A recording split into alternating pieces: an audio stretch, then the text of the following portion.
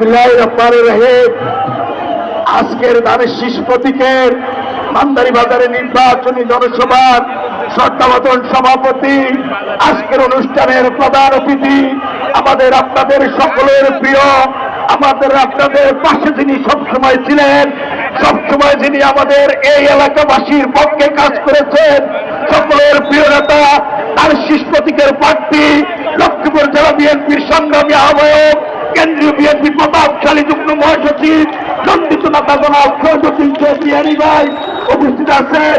জেলা থানা বিএনপির নেতৃবৃন্দ, অন্যান্য অঙ্গ সংগঠনের নেতৃবৃন্দ, আমার সামনে উপস্থিত Mandari union, Diguli union, Dattapara union, আগাঁ ইউনিয়ন বিএনপির যুবদল, ছাত্রদল সহ সকল সংগঠনের নেতৃবৃন্দ, সবাইকে আমার পক্ষ থেকে, সংগ্রামী থানা বিএনপির পক্ষ থেকে আপনাদেরকে জানাই সালাম, মুবারকবাদ, আসসালামু আলাইকুম।